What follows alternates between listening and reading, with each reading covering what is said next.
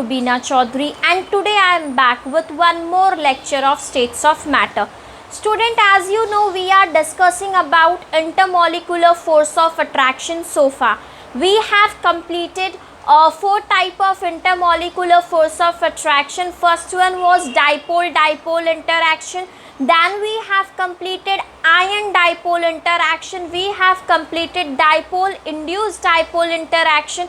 And lastly we have completed hydrogen bonding. So let us revise them quickly कि where does this intermolecular force of attraction take place. तो सबसे पहले जो हमने किया था which was dipole interaction. Okay बेटा, तो I will write down it as a dipole interaction. ध्यान से समझना, ये जो dipole interaction हुआ था it take place between two polar molecule. एक भी पहला भी तुम्हारा पोलार मॉलिक्यूल था और दूसरा भी तुम्हारा पोलार मॉलिक्यूल था. इनके बीच में जो फोर्स ऑफ अट्रैक्शन डेवलप होता है उसको हम डाइपोल इंटरैक्शन बोलते हैं. नाउ स्टूडेंट, इसके बाद हमने सेकेंड टाइप ऑफ इंटरैक्शन के बारे में बात करी थी which is known as a ion dipole interaction. दूसरा जो था मेरा, इसे हम बोलते हैं आयन डाइपोल इंटरैक्शन, और ये होता है एक आयंस के बीच में और दूसरा होता है तुम्हारे पास पोलार मॉलिक्यूल. और इनके बीच में जो फोर्स ऑफ अट्रैक्शन डेवलप होता है बेटा उसको हम क्या बोलते हैं, आयन डाइपोल इंटरैक्शन. फिर इसके बाद जो हमने थर्ड टाइप ऑफ इंटरैक्शन के बारे में बात करी थी, it was known as dipole induced dipole interaction. DI is a dipole interaction. Dipole induced dipole interaction. तो स्टूडेंट्स यहाँ पे हमने क्या देखा कि हमारा जो ये फोर्स ऑफ अट्रैक्शन है ये डेवलप होता है एक पोलार मॉलिक्यूल के बीच में, और वहीं पे दूसरा होता है मेरे पास नॉन पोलार मॉलिक्यूल. तो इस तरह के फोर्स ऑफ अट्रैक्शन को हम क्या बोलते हैं, we call it as a dipole induced dipole interaction. अब बेटा हम क्या करने वाले हैं, लास्ट में जो हमने डिस्कस करा था that was my hydrogen bonding. Hydrogen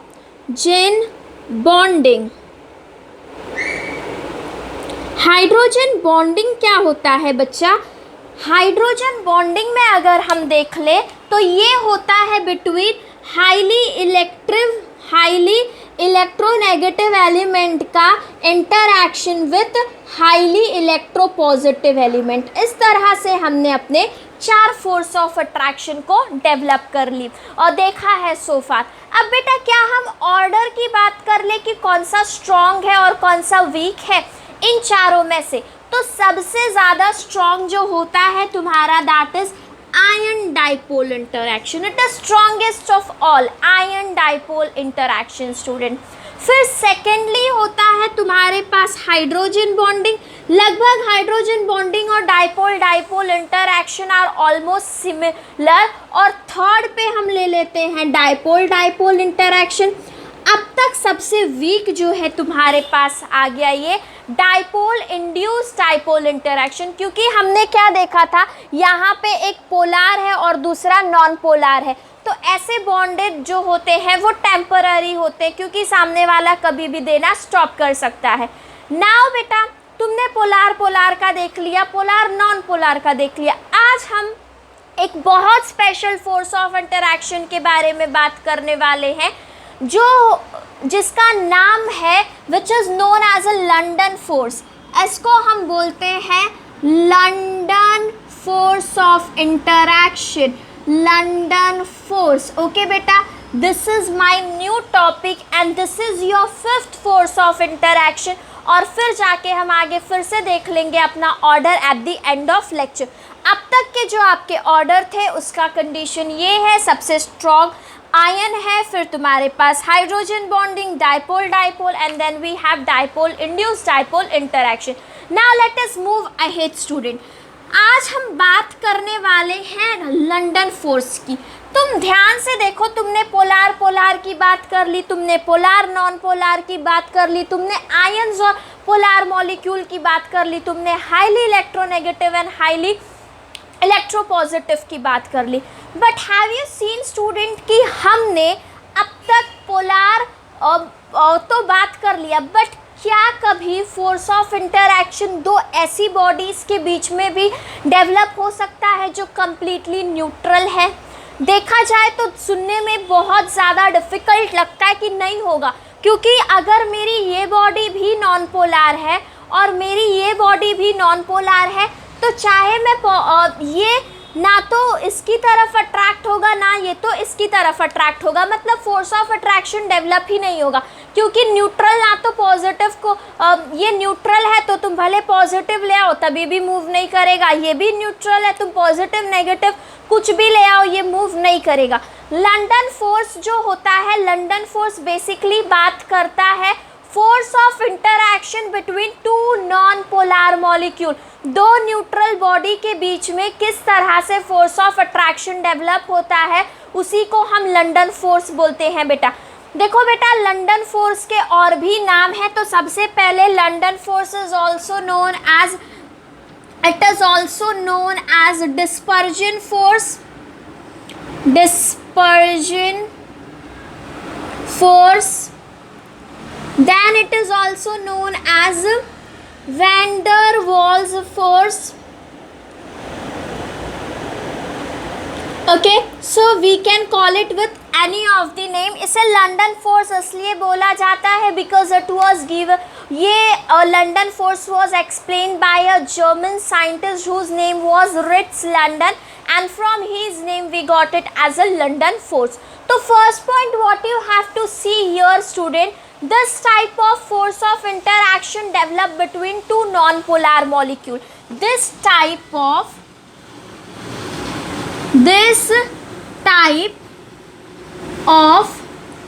force of interaction develop between two non-polar molecules. इस तरह के जो फोर्स ऑफ इंटरएक्शन होते हैं ये दो नॉन पोलर मॉलिक्यूल्स के बीच में डेवलप होते हैं। नो नॉन पोलर मॉलिक्यूल, समझ में आ रहा है बेटा कि पॉजिटिव लाया तो भी नहीं अट्रैक्ट करेगा, नेगेटिव लाया तो भी नहीं अट्रैक्ट करेगा, आखिर इनके बीच में कैसे फोर्स ऑफ इंटरएक्शन डेवलप होगा? ये बहुत ही इंटरेस्टिंग स्टडी है बच्चा, अगर हम देखें तो। और साथ जैसे तुमने पोलर मॉलिक्यूल था, पॉजिटिव लाया तो भी अट्रैक्ट हो गया, नेगेटिव लाया तो दूसरे साइड से अट्रैक्ट हो गया, वहाँ पे अट्रैक्शन को पढ़ना इजी था और अट्रैक्शन इजीली हो भी रहा था। बट दो नॉन पोलर मॉलिक्यूल्स के बीच में क्या होगा, it is quite difficult student समझने के लिए भी यूजुअली। सबसे पहले तो ये समझ लो बेटा, it is a weakest force of attraction, it is a weakest force of attraction. ये वीक होता है, काफ़ी ज़्यादा वीक होता है और टेम्पररी भी होता है।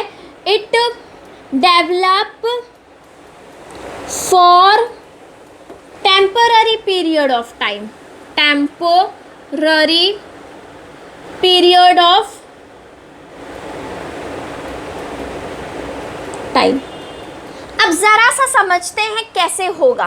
देखो बच्चा, मैं एक एटम ले रही हूँ, मतलब मैंने एक बॉडी ले ली है, न्यूट्रल बॉडी है, ठीक है। तो बीच में न्यूक्लियस होता है और न्यूक्लियस के अंदर पॉजिटिव चार्ज होता है, बिकॉज न्यूक्लियस के पास क्या है, प्रोटॉन्स है, और इसके आजू बाजू में इलेक्ट्रॉन रिवॉल्व कर रहे हैं, ठीक है बच्चा। Number of electron is always equal to the number of proton and that's why it is a non polar molecule. ये मेरा है एक नॉन पोलर मॉलिक्यूल, ओके बेटा। अब दूसरी तरफ मेरे पास इसके बाजू में भी है एक और नॉन पोलर मॉलिक्यूल, क्योंकि लंदन फोर्स किसके बीच में डेवलप हो रहा है, दो नॉन पोलर मॉलिक्यूल के बीच में। तो ये वाले के पास भी, मेरे मॉलिक्यूल के पास बीच में न्यूक्लियस है और न्यूक्लियस के आजू बाजू में मेरे पास इलेक्ट्रॉन्स हैं, I have electrons, okay students. तो इस तरह से हमने यहाँ पे डेवलप कर देख लिया। तो ये भी मेरा क्या है, this is also my non polar molecule, non polar molecule. अब ये दो non polar molecules, you know बच्चा, ना तो ये इसको अट्रैक्ट कर रहा है ना तो ये इसको अट्रैक्ट कर रहा है। We all know electron revolve around the nucleus. Non polar molecules में भी इलेक्ट्रॉन न्यूक्लियस में रिवॉल्व कर रहे हैं। होगा ये बेटा, इलेक्ट्रॉन हमेशा रिवॉल्व करेंगे, ध्यान से सुनना, at specific instant of time. एक किसी भी टाइम पे electron rotation becomes asymmetrical. At specific instant of time, electron rotation becomes asymmetrical. What does it mean? ध्यान से सुनना। नेक्स्ट फिगर में मेरे पास ये मेरा नॉन पोलर मॉलिक्यूल था जिसका न्यूक्लियस, ये इसके ऑर्बिट, ये न्यूक्लियस और ये ऑर्बिट मतलब उसका इमेजिनरी लाइन। यूजुअली हमारे इलेक्ट्रॉन एक फिक्स डिस्टेंस पे होते हैं और वो एक पर्टिकुलर स्पीड से रोटेट कर रहे होते हैं। लेकिन क्या बोलता है, एक ऐसा मूवमेंट आएगा बेटा, एक ऐसा छोटा सा मूवमेंट आएगा जब तुम्हारा इलेक्ट्रॉन रोटेशन असिमेट्रिकल हो जाएगा और सारे इलेक्ट्रॉन एक जगह पे गैदर हो जाएंगे। जैसे कि फॉर नाउ मेरे चारों के चारों इलेक्ट्रॉन इस तरफ गैदर हो गए, मेरे चारों के चारों इलेक्ट्रॉन इस तरफ गैदर हो गए। तो बेटा क्योंकि मेरे चारों के चारों इलेक्ट्रॉन नेगेटिव है ना, व्हाट हैपन, ये वाला साइड मेरा थोड़ा सा नेगेटिव हो गया, ये वाला साइड मेरा पार्शियली नेगेटिव हो गया। और क्योंकि मेरा न्यूक्लियस जो है वो पॉजिटिव होता है, ये वाला साइड पार्शियली पॉजिटिव हो गया। बच्चा ध्यान से सुनो, at a specific instant of time electron rotation becomes asymmetrical, electron get gathered at one place and as they are negative, as they have negative charges, that side becomes partially negative। क्योंकि electron के पास negative charge है, वो side भी क्या हो जाएगा, partially negative हो जाएगा। अब उसके अपोजिट साइड वाला and another side becomes partially positive और उसके बाजू वाला साइड पार्शियली पॉजिटिव हो जाएगा। अब बच्चा ये एक नॉन पोलर मॉलिक्यूल था जो पार्शियली पॉजिटिव हो गया, तो ये भी तेरा एक न्यूट्रल मॉलिक्यूल है। क्या करेगा, क्योंकि ये पॉजिटिव हो गया ना, सारे के सारे इलेक्ट्रॉन इसको अट्रैक्ट करेंगे और अट्रैक्ट करने की वजह से ये क्या हो गए, एक जगह पे गैदर हो गए। क्योंकि यहाँ पे पॉजिटिव चार्ज था, इलेक्ट्रॉन्स को पॉजिटिव दिखा, ये इसकी तरफ खींच गए और ये भी यहाँ पे भी इलेक्ट्रॉन तुम्हारी तरफ गैदर हो गया।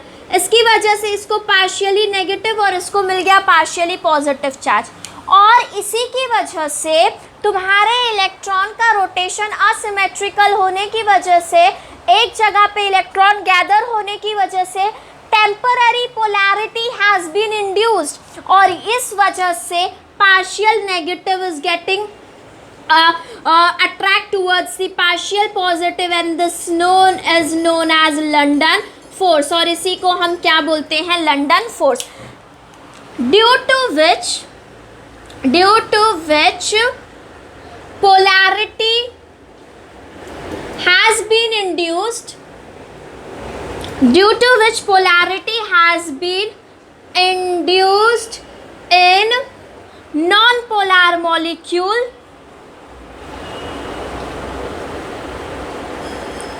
and this result in force of interaction, और इस फोर्स ऑफ इंटरैक्शन को बेटा हम लंदन फोर्स बोलते हैं। ध्यान से सुनना बेटा, क्या बोल रहा है, दो नॉन पोलर मॉलिक्यूल्स थे जिसके इलेक्ट्रॉन एकदम प्रॉपरली रोटेट कर रहे थे, लेकिन एक ऐसा टाइम आया जब एक नॉन पोलर मॉलिक्यूल का इलेक्ट्रॉन क्या हो गया, एक तरफ गैदर हो गया, ऐसी कंडीशन आई। तो क्योंकि इलेक्ट्रॉन नेगेटिव था उस साइड को नेगेटिव चार्ज मिल गया और यहाँ पे तुम्हारे दूसरे को पार्शियली पॉजिटिव चार्ज मिल गया। फिर यहाँ पे बच्चा क्या हो रहा है, क्योंकि ये पॉजिटिव था इसके इलेक्ट्रॉन्स इसकी तरफ अट्रैक्ट हुए और यहाँ पे भी पोलैरिटी इंड्यूस हो गई। पोलैरिटी इंड्यूस हो गई तो partial negative gets attracted towards the partial positive, और इस तरह के फोर्स ऑफ इंटरैक्शन को हम क्या बोलते हैं, लंडन फोर्स बोलते हैं, डिस्पर्जन फोर्स बोलते हैं, वैन डेर वाल फोर्स बोलते हैं। बट बच्चा ये प्रोबेबिलिटी बहुत रेयर होती है कि तुम्हारे इलेक्ट्रॉन एक ही तरफ गैदर होंगे, इसके चांसेस बहुत कम होते हैं। इसलिए जो हमारा ये लंडन फोर्स है बच्चा, इसकी पॉसिबिलिटीज़ बहुत कम होती है, और इलेक्ट्रॉन अगर गैदर भी होते हैं एक इंस्टेंट पे तो दूसरे ही इंस्टेंट पे ये दोबारा से अपने पोजीशन पे चले जाते हैं। तो ये एक बहुत वीक फोर्स ऑफ इंटरैक्शन है और जिसके होने की पॉसिबिलिटीज़ भी रेयर होती हैं। तो अब हमने यहाँ पे अपने पांचों टाइप ऑफ इंटरैक्शन को कंप्लीट कर लिया है। डाइपोल डाइपोल जो दो पोलर मॉलिक्यूल के बीच में होता है, आयन डाइपोल इंटरैक्शन जो आयन और पोलर मॉलिक्यूल के बीच में होता है, डाइपोल इंड्यूस्ड डाइपोल इंटरैक्शन जो एक पोलर और एक नॉन पोलर मॉलिक्यूल के बीच में होता है, हाइड्रोजन बॉन्डिंग जो कि एक हाईली इलेक्ट्रोपॉजिटिव एलिमेंट और हाईली इलेक्ट्रोनेगेटिव एलिमेंट के बीच में होता है, और लास्ट में हमने डिस्कस करा है लंडन फोर्स को जो दो नॉन पोलर मॉलिक्यूल्स के बीच में होता है। बेटा यहाँ पे हमारे इस चैप्टर में लिक्विड का पार्ट कंप्लीट हो जाता है, जहाँ पे हम लोगों ने फोर्सेस ऑफ इंटरैक्शन की बात कर ली है। हमने देखा था सबसे स्ट्रॉन्ग है तुम्हारा आयन डाइपोल, फिर है तुम्हारा hydrogen bonding, then you have dipole dipole फिर लास्ट में फोर्थ नंबर पे था डाइपोल इंड्यूस्ड डाइपोल इंटरैक्शन, और सबसे वीक जो फिफ्थ नंबर पे आता है वो लंडन फोर्स है। लंडन फोर्स के होने की भी पॉसिबिलिटीज़ बहुत रेयर होती है, और साथ साथ में अगर ये होता भी है तो it occurs for a very small time period, मतलब ये एक पूरा का पूरा टेम्पररी प्रोसेस है, and that's why we are calling it as a that's why it is known as a weakest force of interaction. Okay students, so we have completed all the types of interactions. That's all. अब हम अपने next lecture से liquid part को छोड़ के हम अपने gaseous part के बारे में बात करेंगे, मतलब अब आगे से हम गैशियस स्टेट के बारे में बात करेंगे, हम बहुत सारे गैस के लॉस के बारे में बात करेंगे। Thank you students for watching my lecture and keep watching.